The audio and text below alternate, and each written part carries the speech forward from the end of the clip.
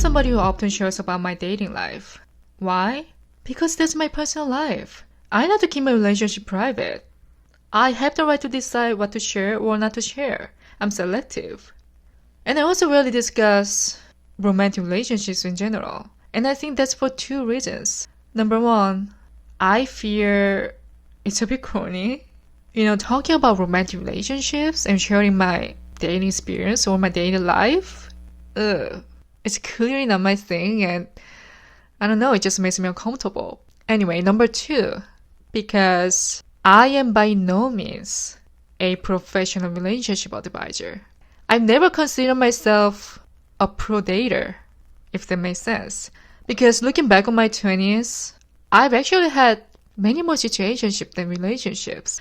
I can assure you, I clearly am not a serial dater throughout my 20s. When I was a teen, I was like completely opposite. Like, I have to admit that I was a relationship kind of girl. I was constantly being in a relationship up until probably middle school or high school. I couldn't recall it. But as I got older, I started to feel the weight of commitment and responsibility when it comes to romantic relationships. I realized that entering a real dating world might take a huge commitment, maybe more than I thought. And I felt like there are so many things that I don't know about. Well, obviously, I've dated some guys from time to time, just casually, nothing serious, no intensity. And if things don't work out, I'm the one that move on quickly. I'm the one that move on first. I tend to give up sooner because, this is crazy, but I used to think that there are so many other people out there.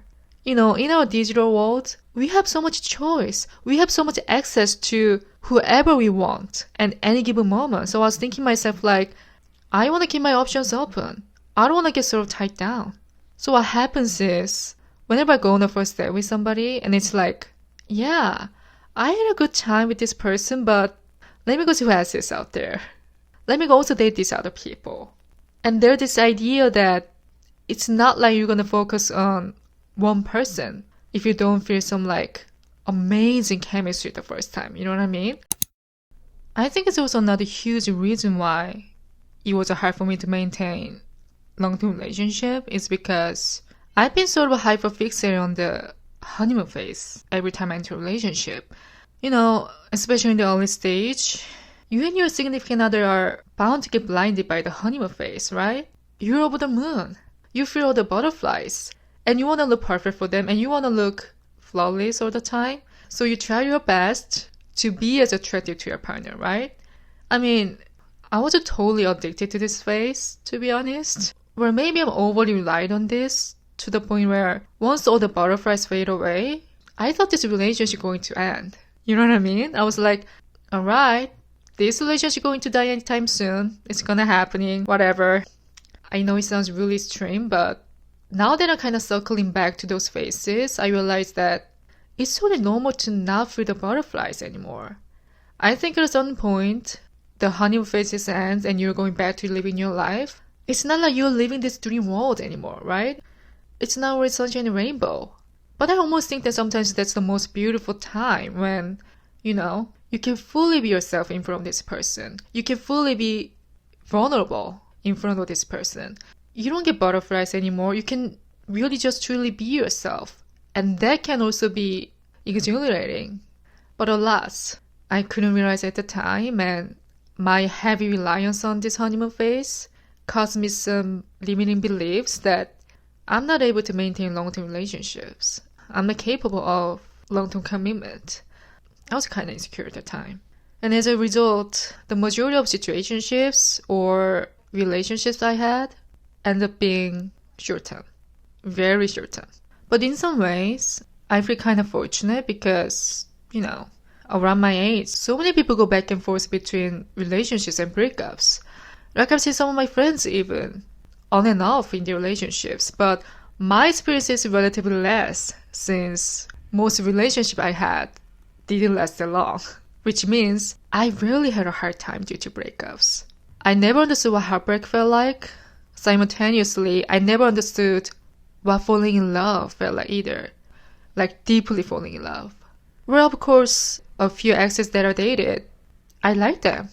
I decided to date them because I like them, but it's quite hard to define them as a true love, if I'm being honest.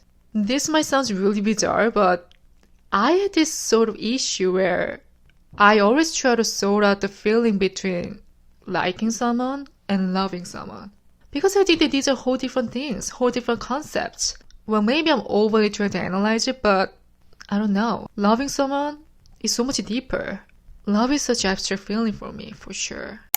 So in retrospect, all this lack of experience has led me to another sort of discontent where I don't have any significant memories from my past relationships. Well, if I'm willing to dig into it, I think I have a very handful of memories, like a very handful, but unfortunately, none of them hold a special place in my heart.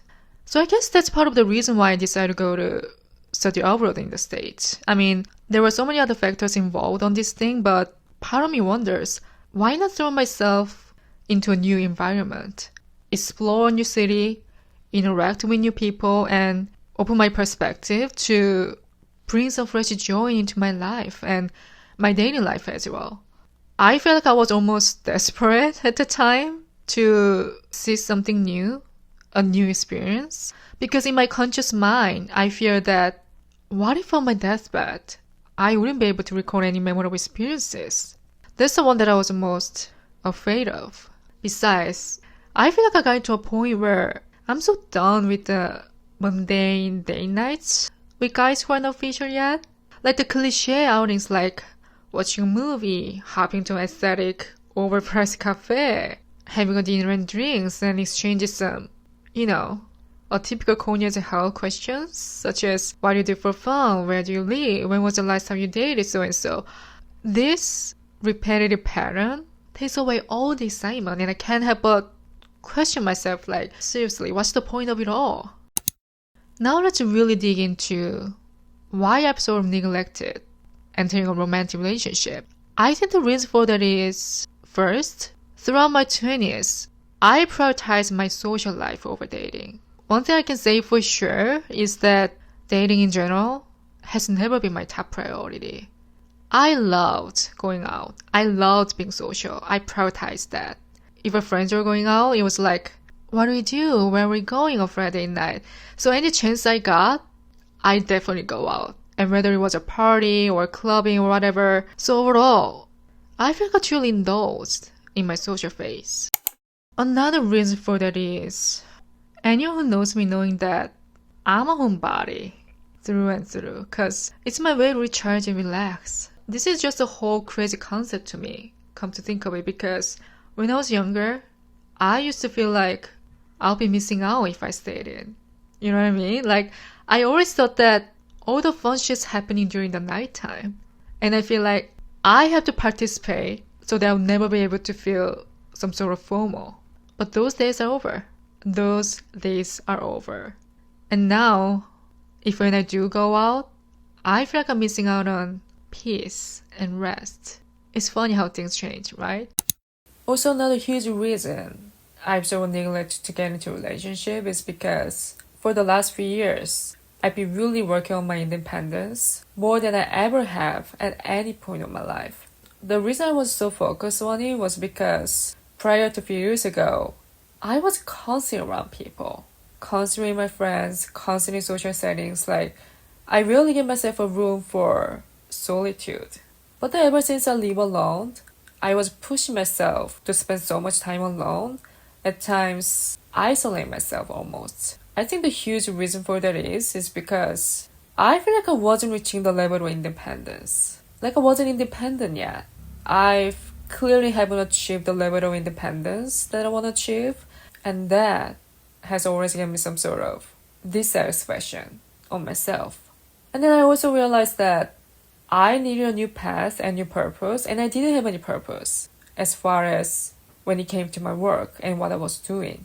And I felt really stuck. And then once I pushed myself so hard, I really had to push myself to study English. That's when my life changed and I realized I had a new calling. And next thing I knew, I got to go to study abroad in California. That was a completely new timeline, a new path, and a change in my entire life for the better.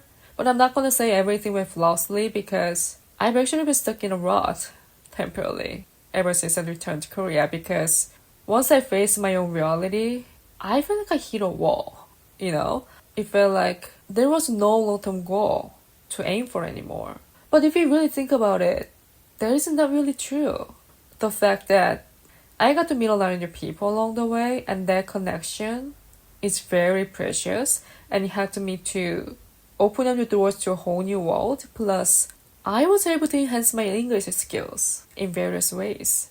And I also got to go travel frequently, which I couldn't be more grateful for these experiences that I had in my life. So overall, I attribute this to the fact that this is just the beginning of my new chapter and I'm able to turn this into another opportunity at any given moment. Moreover, I started my podcast to use my alone time, which I find such a long-lost passion for me because there's a times when I've been really struggling to find my core hobby, like something that makes me feel productive, gets me out of the bed, and gives me a sense of achievement, etc. So to have this as a hobby/career is something that I didn't really expect to happen. I didn't think that I was going to be in the podcast phase. I didn't really find a calling for it or have a calling for it, I should say. Every time I'm doing my podcast, I feel like I'm building a very significant mutual connection with my audience. Like, words can express how grateful I am. So all of that to say, that was the most recent phase. And now I'm in my late 20s. Time shockingly flies. Now I'm in my late 20s where I feel like I'm truly entering adulthood, like a real adulthood. And I want to thrive in many aspects of my life because, over the course of my life, I've experienced both extreme in a way. Like I've experienced overindulged in my social time. And then I've also experienced being too independent at times and isolate myself too much. And I think I'm in a place now where I'm trying to find a healthy balance, particularly in dating-wise. I swung too far. One direction where I was isolating myself a little bit too much. And entering to this stage of my life has really brought to my attention the fact that I wasn't craving balance there. I mean, life is sort of a constant battle, fighting to maintain a level of balance between two opposites, Now we are going to get into my tips for maintaining a healthy relationship. I want to touch on just some valuable keynotes that I picked up from my relationship or other sources. But before we get into that, as I vaguely mentioned earlier, I'm not some sort of expert all the time when it comes to every little thing. I usually just talk from my experience, what works for me, and if you agree with it, great. If you don't, that's fine. So, here we go. The first thing is, find your fulfillment within yourself. I truly believe that in order to be in a happy, healthy relationship, you have to have a life outside of the relationship that fulfills you. A lot of us feel incomplete in our lives without our partner. But that leads us to failed relationships because when you're putting too much pressure on our partners to make our lives fulfilling, then our expectations for how they behave and what they bring into our lives are too high. And we never be able to fulfill those expectations. And then we'll end up disappointed with them in the relationship. You want to maintain your own independence when it comes to going into new relationships. You want to know who you are and you want to know how to maintain your own independence, whether you're in a relationship or not, before you dive into the dating world. So you need to build a certain amount of independence and confidence in your own life and know that you have a good life with or without them, even if they enhance your life. This is huge, I know, but it's crucial because, unfortunately, anything could happen. And you guys might not last forever. So you need to detach enough where you don't need them. You have a good life without them. So that losing them wouldn't hurt that bad. You know what I mean? This is really hard pill to swallow, I know, but it is true. So doing things on your own and having your own life outside of them is the best way to do that. Practice being alone. Practice taking care of yourself, mentally, physically. Practice finding a way to enjoy life without them. And just be comfortable and happy with your own life. I think it should be a mutual thing for sure. When you're entering a relationship, you should both have your own things going on, but making sure that you are maintaining your own independence. Secondly, you need to learn how to accept your partner for exactly who they are. You know what they say, love is commitment. Loving someone is not just a strong feeling. It's a decision and promise to accept all the imperfections and differences of each other. You cannot change anyone. You can only change who you are, and this is so fundamental and important thing to know to yourself. So learn how to accept differences and find a balance. Also be aware that everyone has flaws and shortcomings, but as long as you and your partner openly face them and actively work on improvement, that is, in some ways, how you become a better significant other, or maybe even perfect, if there's such a thing. You may never find the perfect match for yourself, and it's okay. It's totally okay to settle for something less than what you expected. You're not going to be the perfect significant other, vice versa. You're constantly going to have to work to get better. You should always be striving to make your relationship happier and healthier because there's no limit. The hard work in relationships never end. And it's not easy. It's not easy, but it's definitely worth a try because I can guarantee that having a healthy relationship enhances your life in so many ways. Another valuable keynote that I've learned is actually the other day I was listening to one of those podcasts where the host interviews with psychotherapists, and it was about romantic relationships. I was totally intrigued by it because I needed some insight to, kind of gear for today's episode. And the therapist said, I find one of the most core foundation of long-term relationship is the emotional stability. Whoa. Interesting, right?